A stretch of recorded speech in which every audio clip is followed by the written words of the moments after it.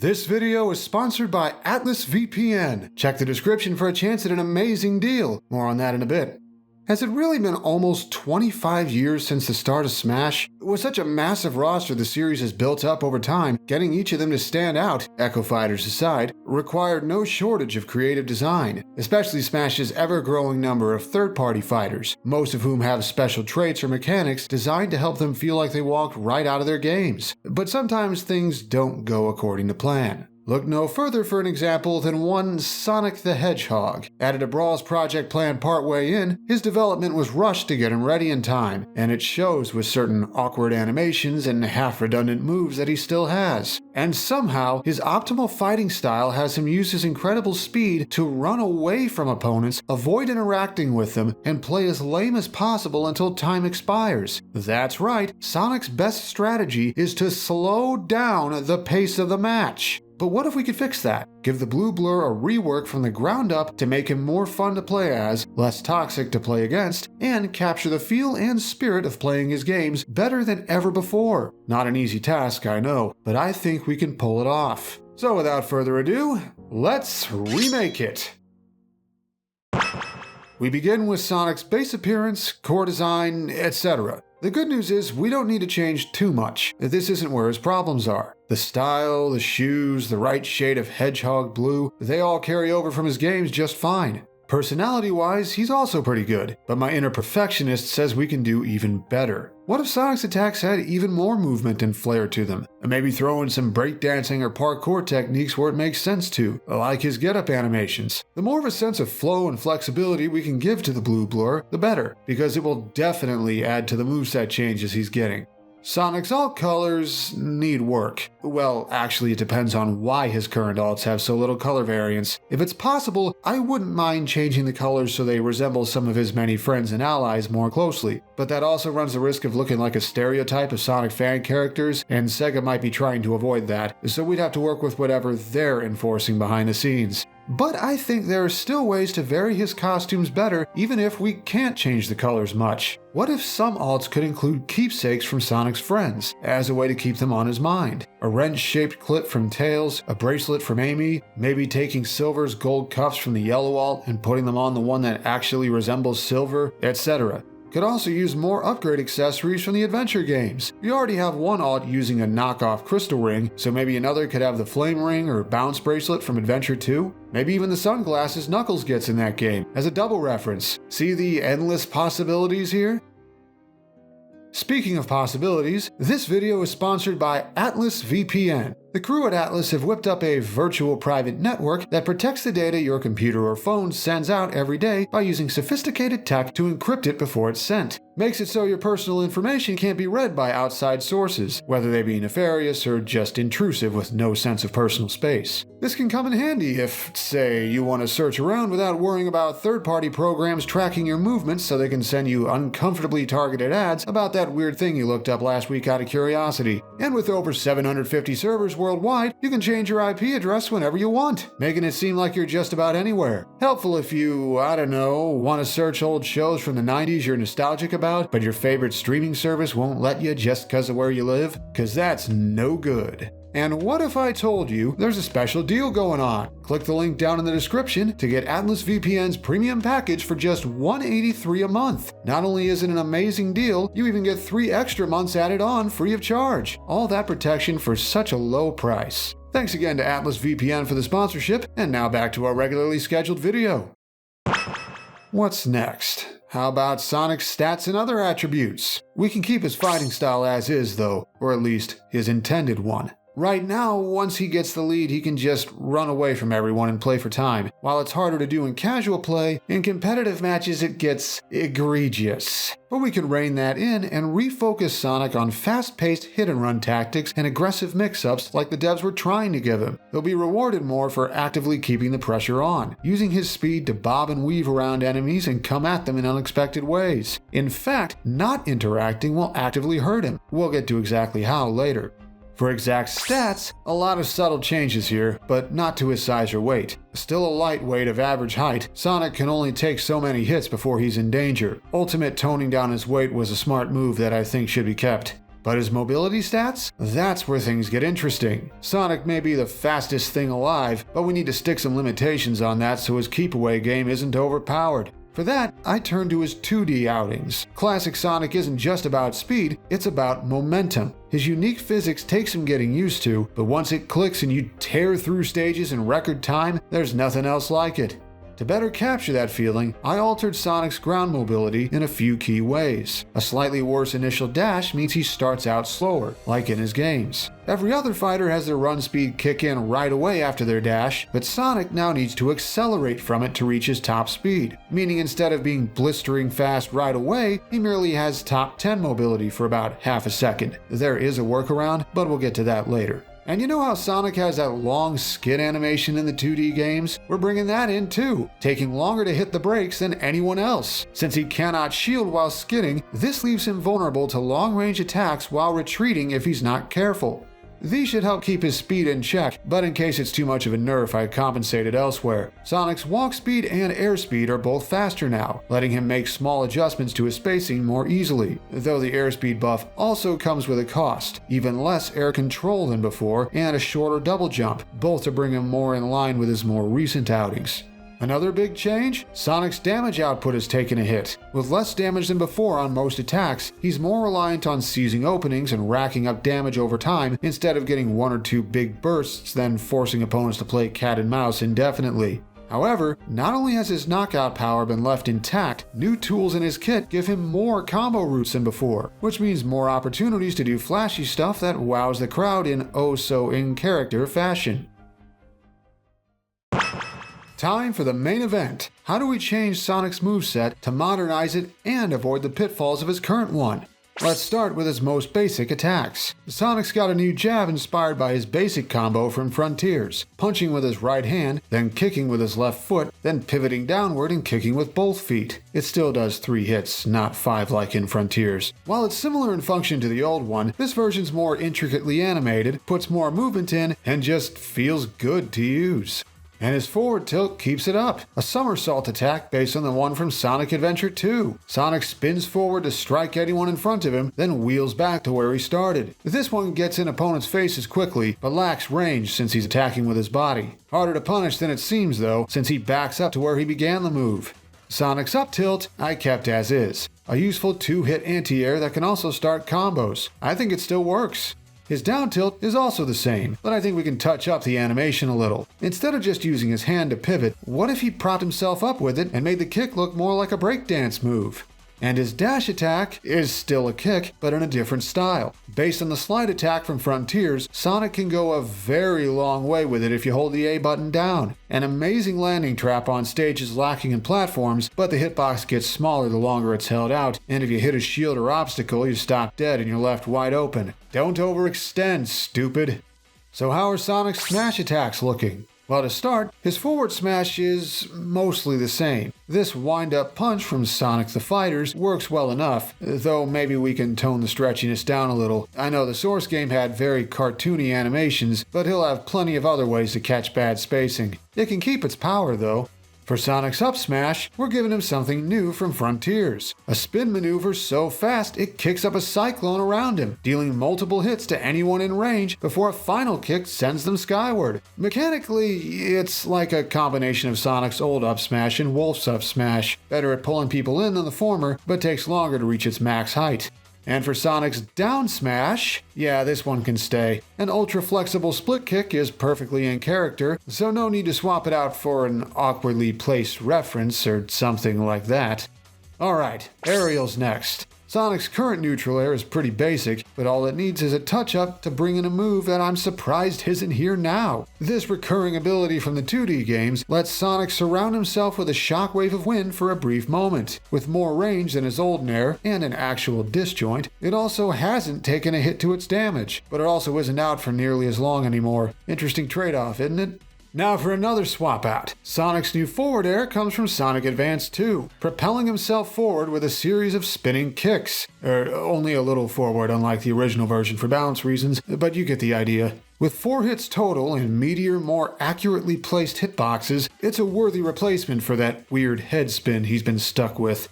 Okay, so, I've seen a certain move get thrown into a lot of fan-made Sonic movesets, and while ignoring it felt wrong, I'm taking some liberties with this one. Compared to the original version of Sonic Eagle, this one has more startup and a faster kick to give it more oomph. Startup-wise, it'd be about the same as his current back air. It is a moderately strong spike, but only if you hit the sweet spot right on his foot. Sour Spot's a regular hit with moderate knockback. This makes it fun to use when timed right, while definitely avoiding the issue of giving the fastest character in the game an equally super fast forward-facing spike. Who would do that, right?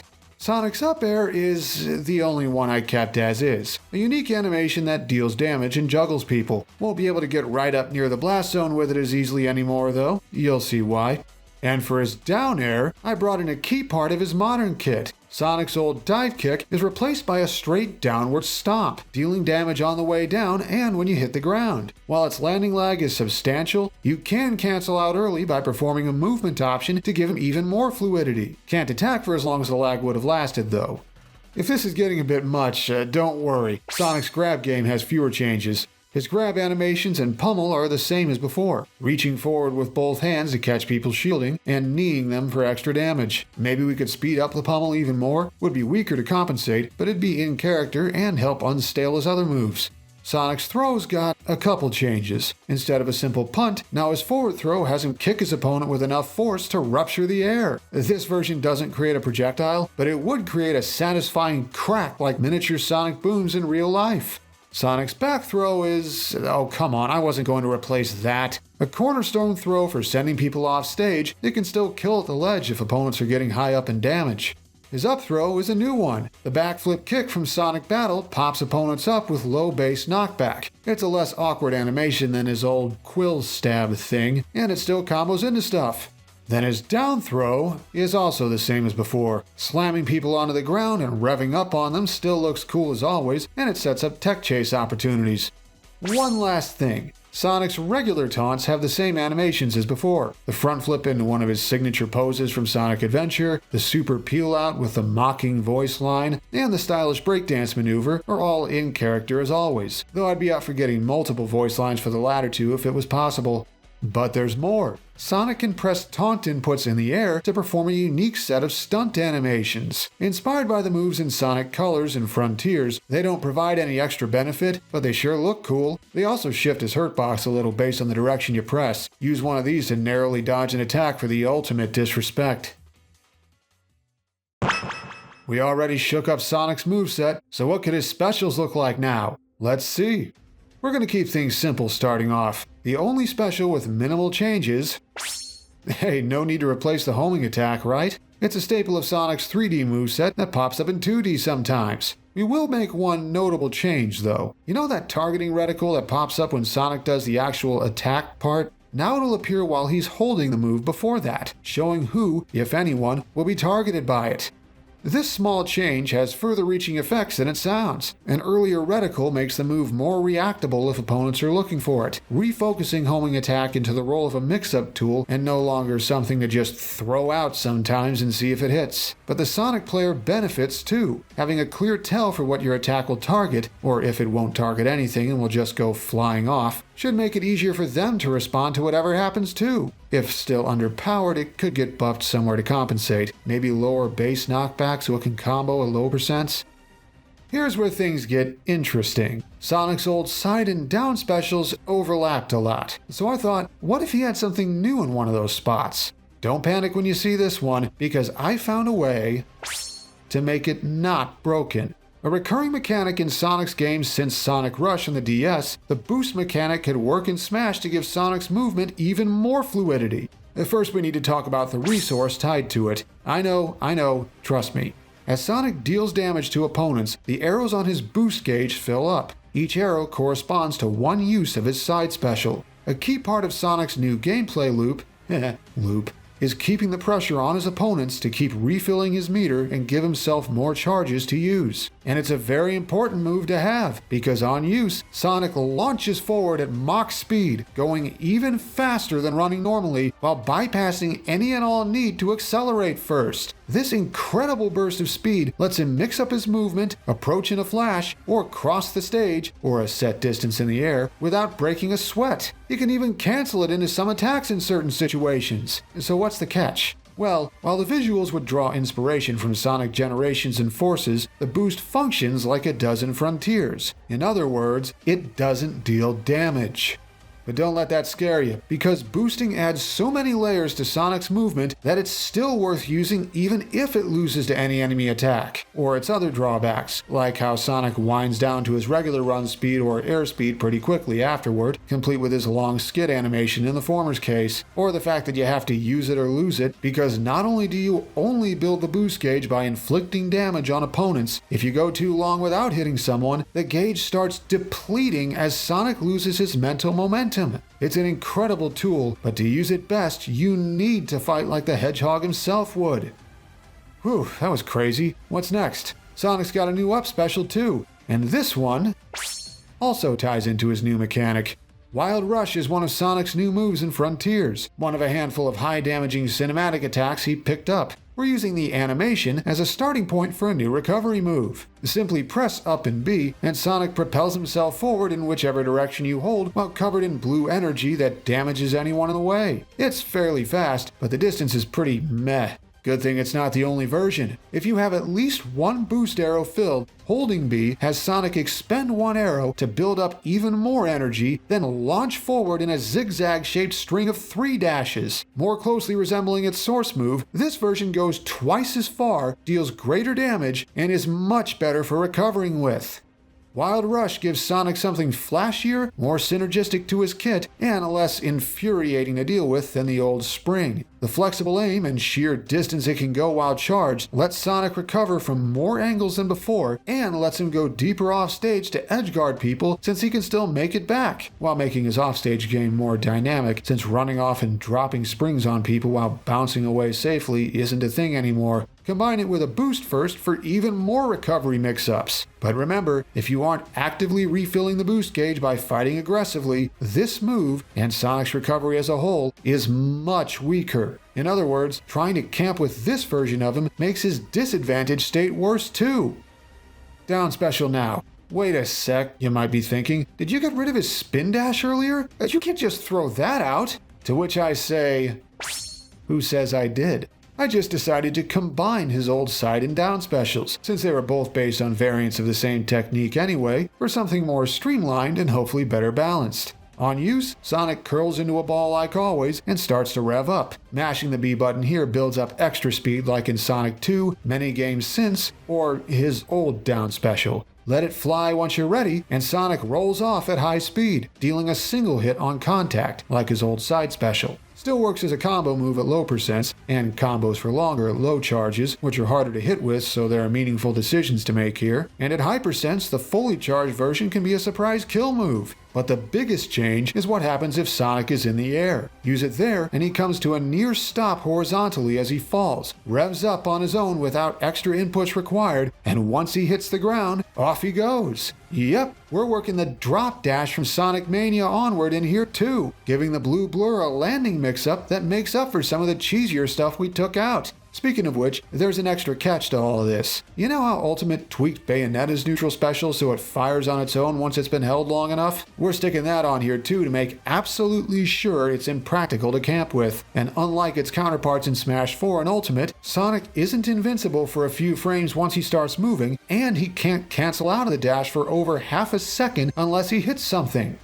All of these changes should make Spin Dash a more comprehensive take on one of Sonic's signature moves while toning down the stuff that has made it so toxic in the past. In theory, this should give Sonic even more flow to his offense than he already had, while making it harder to play lame because that's not how he would want to fight.